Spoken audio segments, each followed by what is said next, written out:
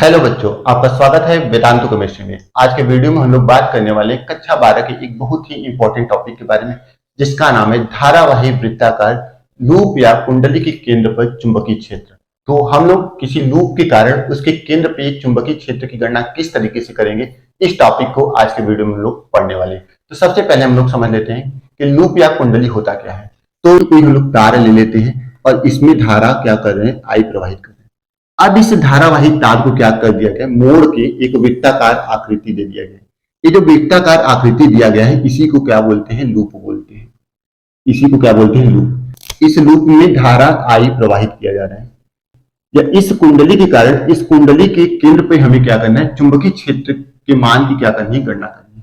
तो हमें कोई ऐसा नियम नहीं पता है कि इस लूप के कारण हम लोग इस केंद्र पे मान की गणना करनी है। इसलिए हमें क्या कौन सा नियम पता है, हमें बायो-सेवर्ट का नियम पता है। अगर आपको नहीं पता है तो डिस्क्रिप्शन बॉक्स में उस वीडियो का लिंक दे देंगे, आप लोग जाके देख लीजिएगा। तो बायो-सेवर्ट का नियम कहता है कि कोई भी तार है, अगर उसमें धारा प्रवाहित किया जा रहा है तो उसका हम लोग अगर कोई लघुखंड लेते हैं डेल्टा एल, ये इस चालक तार, क्योंकि चालक तार ये हमेशा छोटे छोटे टुकड़ों से मिलकर बना होगा। एक कोई ये टुकड़ा हो गया, कोई ये टुकड़ा हो गया। अगर उसका करें तो हम लोग एक छोटा टुकड़ा लेंगे। इस छोटे टुकड़े के कारण इस बिंदु ओ पे क्या करेंगे, चुंबकीय क्षेत्र के मान की क्या करेंगे, गणना करेंगे। फिर इसके बाद क्या करेंगे, हम इस पूरे कुंडली के कारण इस बिंदु ओ पे चुंबकीय क्षेत्र के मान की क्या करेंगे, गणना करेंगे। तो वही चीज हमें यहाँ पे भी दिख रहा है, वही हमें क्या करना है, समझना है। तो एक बार यहाँ पे भी हम लोग समझ लेते हैं। यहाँ पे एक कुंडली आप लोग देख रहे हैं, जो कि तार को मोड़ के क्या किया गया, बनाया गया। इस कुंडली में धारा आई प्रवाहित किया जा रही है। धारा आई कैसे प्रवाहित हो रही है, इस तरफ प्रवाहित हो रही है। आप लोग को अगर एक चीज मैं बता दूं कि चुंबकीय क्षेत्र जो है वो ऊपर की तरफ काम कर रहा है। समझेंगे, मान लो यहाँ पे मेरा एक हाथ है, इस हाथ पे ऐसे कुंडली रखा गया है, जैसे मेरे हाथ है वैसे कुंडली इस पे रखा गया है। अब क्या किया जा रहा है, धारा इस तरीके से प्रवाहित हो रहा है। कुंडली ऐसे रखा हुआ है तो धारा की दिशा ये है, इस पे जो चुंबकीय क्षेत्र की दिशा होगी वो इस तरीके से लंबवत होगी। अगर वही धारा की दिशा हम लोग ऐसे जो प्रवाहित करें तो उसको उल्टा प्रवाहित करने लगे तो चुंबकीय क्षेत्र की दिशा कहाँ पे हो जाएगी, नीचे हो जाएगी। तो इसलिए धारा की दिशा ऐसे प्रवाहित हो रही है, मतलब धारा वामावर्त दिशा में प्रवाहित हो रही है, तो इस वजह से चुंबकीय क्षेत्र ऊपर की दिशा में काम करेगा। ठीक, अब जो यहाँ पे लूप बनाया गया है उसकी त्रिज्या कितनी है, स्मॉल ए है। और हमें कोई नियम नहीं पता है कि डायरेक्ट इस कुंडली के कारण इस बिंदु ओ पे चुंबकीय क्षेत्र के मान की गणना हो सके। इसलिए इस कुंडली का हम लोग एक लघु खंड लेंगे जिसकी लंबाई डेल्टा एल है। इस डेल्टा एल के कारण इससे स्मॉल ए दूरी पर बिंदु ओ पे, जो कि क्या है, कुंडली का केंद्र है, उस पे हम लोग सबसे पहले चुंबकीय क्षेत्र की मान की गणना करेंगे। फिर क्या करेंगे, हम उसका क्या कर देंगे, समाकलन कर देंगे। मतलब डेल्टा एल का अगर हम लोग समाकलन कर देंगे, डेल्टा एल का समाकलन कर देंगे तो हमें क्या मिल जाएगा, हमें इस पूरे कुंडली की लंबाई मिल जाएगी। और कुंडली की लंबाई क्या होती है, वृत्त की परिधि के बराबर हो जाती है। तो फिर हम लोग क्या करेंगे, इस पूरे वृत्त की परिधि या इस पूरे कुंडली के कारण इस बिंदु ओ पे चुंबकीय क्षेत्र की मान की क्या कर लेंगे, गणना कर लेंगे। अगर आपको अभी भी नहीं समझ में आ रही तो धीरे धीरे मैं जैसे आपको समझाते जाऊंगा उसको आप लोग हमारे साथ समझते जाइएगा। मैं गारंटी देता हूं कि आपको 100% समझ में आएगी। एक जगह भी ऐसा नहीं होगा कि आप लोग ना समझ पाए। तो अब हम लोग चित्र को समझते भी जाएंगे और उससे हम लोग लिखते जाएंगे। तो यहाँ पे एक कुंडली देख रहे हैं, इसमें क्या हो रही है, धारा आई प्रवाहित हो रही है। तो वही चीज हम लोग सबसे पहले लिखेंगे। माना किसी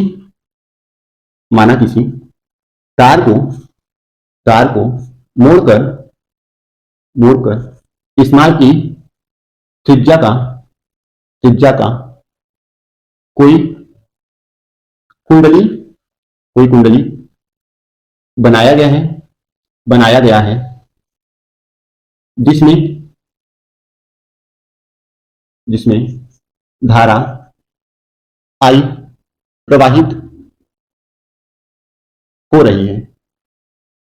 धारा आई प्रवाहित हो रही है, अब आप लोग जानते हैं कि जब कुंडली में धारा आई प्रवाहित किया जाएगा तो इसके चारों चुंबकीय क्षेत्र हमें मिलेगा।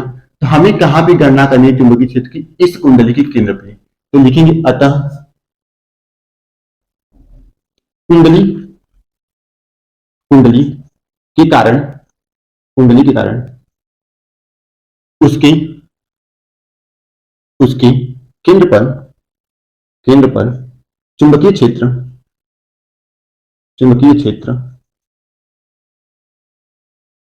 की गणना करना है।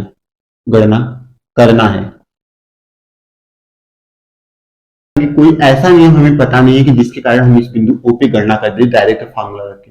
तो हम लोग क्या करेंगे, इस कुंडली का एक लघुखंड लेंगे। तो यहां पे लिखेंगे क्योंकि कुंडली क्योंकि कुंडली छोटे छोटे छोटे छोटे खंडों से मिलकर बना हुआ है, खंडों से मिलकर बना है बना है। अतः किसी किसी एक खंड डेल्टा एल के कारण कुंडली के केंद्र पर कुंडली के केंद्र पर चुंबकीय क्षेत्र चुंबकीय क्षेत्र चुंबकीय क्षेत्र। अब हमें क्या पता है, ये जो लघु खंड है इसके कारण इस बिंदु O पे हमें चुंबकीय क्षेत्र की मान की क्या करनी है, गणना करनी है। तो आपको बायो-सेवर्ट का नियम जानते होंगे। बायो-सेवर्ट का नियम क्या कहता है कि जो चुंबकीय क्षेत्र होता है, चुंबकीय क्षेत्र को हम लोग बी से लिखते हैं। ये जो चुंबकीय क्षेत्र होता है ये किसके कारण उत्पन्न हो रहा है, एक छोटे लघु खंड के कारण। जो चुंबकीय क्षेत्र का मान भी होगा वो क्या होगा, बहुत छोटा होगा। इसके आगे भी हम लोग क्या लगा देते हैं, डेल्टा लगा देते हैं। अब जो एक डेल्टा होता है ये क्या होता है, इस कुंडली में जो धारा प्रवाहित होती है इसके क्या होता है, अनुक्रमानुपाती होता है। दूसरा चीज जो चुंबकीय क्षेत्र होता है, ये जो कुंडली की जो लंबाई है, जो इस कुंडली की लंबाई है, इस कुंडली की लंबाई के क्या होता है, अनुक्रमानुपाती होता है। तीसरा चीज जो कुंडली है, जो चुंबकीय क्षेत्र होता है वो क्या होता है, जो साइन थीटा है, साइन थीटा के अनुक्रमानुपाती होते हैं। साइन थीटा क्या है, जो यहाँ पे कोण इस कुंडली द्वारा इस बिंदु O पे बनाया जा रहा है उस कोण के ज्या के क्या होता है, अनुक्रमानुपाती होता है। चौथा किसके अनुक्रमानुपाती होता है, इस लूप से इस बिंदु O तक के बीच की दूरी के व्युत्क्रम के वर्ग के अनुक्रमानुपाती होता है। जैसे 1/1 के क्या होता है, अनुक्रमानुपाती। मतलब इसके और इसके बीच की दूरी कितनी है, स्मॉल e, तो स्मॉल a के वर्ग के व्युत्क्रम की क्या है, अनुक्रमानुपाती। अब इन चारों चीजों को हम लोग मिलाएंगे तो हमें क्या मिल जाएगा, हमें मिल जाएगा डेल्टा बी अनुक्रमानुपाती आई। अब कुंडली की लंबाई कितनी है, डेल्टा एल है, तो इसलिए यहाँ पे लंबाई की जगह पे हम लोग क्या लिख देंगे, delta L I delta L. फिर क्या है साइन थीटा, और जो ए स्क्वायर है वो 1 के बटा में, तो 1 स्क्वायर। अब इस अनुक्रमानुपाती चिन्ह को हटाओगे तो आपको क्या मिल जाएगा, एक नियतांक मिलेगा। इसको हम लोग क्या लिखेंगे, म्यू 0 के बटा 4 पाई आई डेल्टा एल साइन थीटा के बटा ए स्क्वायर। अब हम लोग यहां से स्टार्ट करते हैं। अतः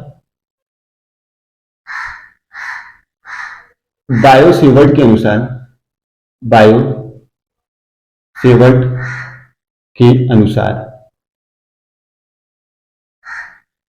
अतः बायो-सेवर्ट के अनुसार हमें क्या मिल जाएगा, डेल्टा बी बराबर म्यू 0 के बटा 4 पाई, डेल्टा बी बराबर म्यू 0 के बटा 4 पाई आई लघुखंड कितना है, डेल्टा एल, तो आई डेल्टा एल साइन थीटा, और इनके बीच की दूरी कितनी है, ए है, तो इसलिए हम लोग ए का स्क्वायर कर देंगे। ठीक, इतना आप लोग समझ गए हैं कैसे आया। अब इसको हम लोग यहां से हटा देते हैं। अब देखिए जो ये लघुखंड है, इस लघुखंड के कारण इस बिंदु O पे कितना कोण बनाया जा रहा है, 90 अंश। तो यहां पे हम लोग लिखेंगे क्योंकि लघुखंड डेल्टा एल द्वारा कुंडली के केंद्र पर बना कोण 90 अंश है। अतः थीटा बराबर 90 अंश समीकरण 1 में रखने पर, इसको हम लोग समीकरण 1 मान लेंगे। इसमें थीटा बराबर 90 अंश रख देंगे तो हमें क्या मिल जाएगा, डेल्टा बी बराबर म्यू 0 के बटा 4 पाई आई डेल्टा एल साइन 90 अंश के बटा ए स्क्वायर। और इसका मान क्या होगा, साइन 90 अंश का मान कितना होता है, 1 होता है। तो हमें इसका मान क्या मिल जाएगा, म्यू 0 के बटा 4 पाई आई डेल्टा एल के बटा ए स्क्वायर। यहां पर एक दो चूकी, साइन 90 अंश बराबर 1। ठीक, अब हमें क्या पता चल गया, इस लघु खंड के कारण इस बिंदु O पे चुंबकीय क्षेत्र की मान की गणना होगी, क्योंकि हमें कोण भी पता था तो ये हो गई हमें चुंबकीय क्षेत्र की मान की गणना इस लघु खंड के कारण। अब हम लोग इस पूरे लूप के कारण निकालेंगे इस बिंदु O पे चुंबकीय क्षेत्र का मान। तो यहां पे लिखेंगे कि चूंकि कुंडली कुंडली छोटे छोटे छोटे छोटे खंडों से मिलकर बना है मिलकर बना है अतः कुल खंडों कुल खंडों या कुंडली, अगर कुल खंडों को जोड़ देंगे तब भी हमें क्या मिलेगा, कुंडली ही मिलेगा, या कुंडली ही लिख लो, दोनों में से कुछ भी लिख सकते हो, या कुंडली के कारण बिंदु O पर चुंबकीय क्षेत्र। अब हमें कुल खंडों के कारण निकाले, अभी तक हम लोग किसके कारण निकाले थे, इस लघु खंड के कारण। तो लघु खंड के कारण जो चुंबकीय क्षेत्र का मान मिल रहा था वो क्या मिल रहा था, हमें छोटा मिल रहा था। अब पूरे कुंडली के कारण निकालेंगे तो हमें क्या मिलेगा, मान बड़ा मिलेगा।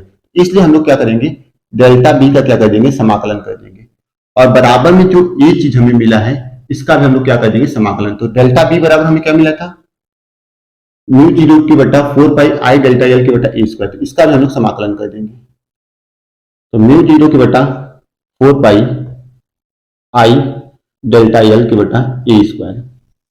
अब इसमें देखिए कि डेल्टा एल यहां पे दिख रहा है, इसमें कहीं पे एल दिख रहा है, नहीं दिख रहा है, डेल्टा एल ही बस दिख रहा है, क्योंकि हमें जो समाकलन करना है वो डेल्टा एल के सापेक्ष में करना है। तो इसमें कोई संख्या ऐसा नहीं दिख रहा है जिसमें एल है, इसलिए सभी क्या होंगे, नियतांक का काम करेंगे। इसलिए हम लोग क्या करेंगे, सभी संख्या को इस समाकलन के बाहर लेते आएंगे। तो यहाँ पे क्या लिख देंगे, म्यू जीरो की बटा 4 पाई आई की बटा ए स्क्वायर। ठीक, इतना हो गया। अब हमें समाकलन किसका करना है, डेल्टा एल।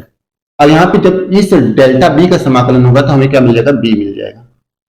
अब आप लोग जान लो कि जो डेल्टा एल है ये क्या है, लघु खंड, और समाकलन इस लघु खंड का कर दी तो हमें क्या मिल गया, इस पूरे कुंडली की लंबाई पता चल गई। और कुंडली की जो पूरी लंबाई है वो किसके बराबर है, इस कुंडली की परिधि के बराबर है। अगर किसी कुंडली की त्रिज्या स्मॉल ए हो तो उस कुंडली की परिधि क्या होगी, 2 पाई ए होगी। अगर किसी कुंडली की त्रिज्या स्मॉल आर हो तो उसकी परिधि क्या होगी, 2 पाई आर। और जितनी परिधि होगी वो क्या होगी, कुंडली की लंबाई के बराबर होगी। तो इसलिए डेल्टा एल का मान क्या हो जाएगा, 2 पाई ए के बराबर हो जाएगा, क्योंकि यहाँ पे इसकी त्रिज्या वो क्या है, स्मॉल ए है। तो हम लोग लिखेंगे इसके जगह पे डेल्टा एल का जब समाकलन करेंगे तो इसके जगह पे हम लोग क्या लिख देंगे, 2 पाई ए। यहाँ पे हमें क्या मिल जाएगा, म्यू जीरो की बटा 4 पाई आई ए स्क्वायर इंटू 2 पाई ए। यहां पर लिख देंगे चूंकि कुंडली की लंबाई कुंडली की कुल लंबाई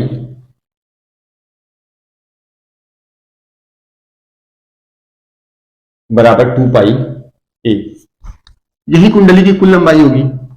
ठीक, अब क्या करेंगे, 2 पाई से 4 पाई को काटेंगे और एक ए से एक कट जाएगा तो हमें क्या मिलेगा, म्यू जीरो आई।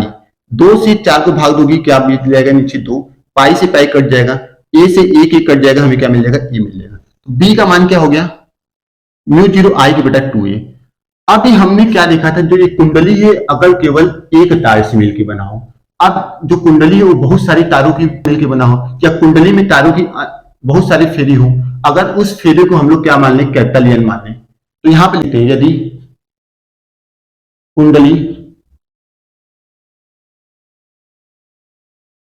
कुंडली में तारों के फेरों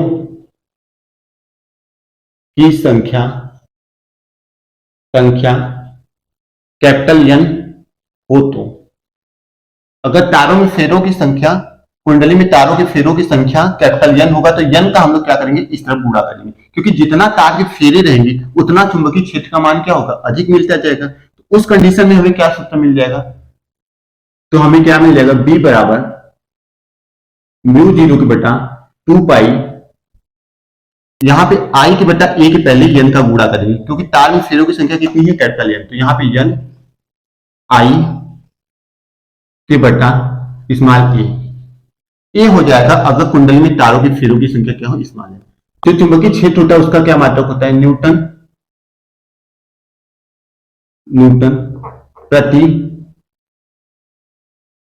एम्पियर मीटर। ये क्या होता है? चुंबकीय क्षेत्र का मात्रक। अब ये जो कुंडली क्या है, ये पूरी वृत्त है। अगर कोई कुंडली आधा वृत्त हो तो उसके लिए क्या हो जाएगा? तो यहां पे लिख देते हैं, यदि कोई कुंडली आधा आधा वृत्ताकार हो तो उसके केंद्र पर चुंबकीय क्षेत्र, तो उसके केंद्र पे हमें कितना चुंबकीय क्षेत्र मिल जाएगा? बी बराबर म्यू जीरो के बटा 2 पाई एन आई के बटा ए। अब चूंकि कुंडली क्या है, आधा वृत्ताकार है, तो जो चुंबकीय क्षेत्र का मान मिलेगा वो भी क्या मिलेगा? आधा मिलेगा। तो इसलिए आधा का क्या करेंगे? उसमें गुणा कर देंगे। तो आधा का गुणा करेंगे तो यहाँ पे क्या हो जाएगा? 4 हो जाएगा। हम लोग क्या लिख देंगे?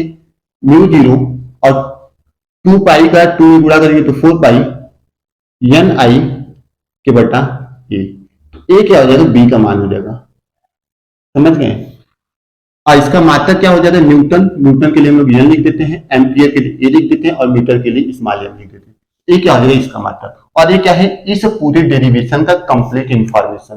तो मैं थोड़ा सा हट जाता हूं, आप लोग इसको क्या करिएगा? स्क्रीनशॉट ले लीजिएगा। तो स्क्रीनशॉट ले लिए हैं। अब आप लोग बताइए कि आपको ये टॉपिक अच्छे तरीके से समझ में आया कि नहीं। अगर समझ में आया होगा तो आप लोग वीडियो को लाइक जरूर करिएगा। फिर मिलेंगे हम लोग नए वीडियो के साथ। तब तक के लिए धन्यवाद।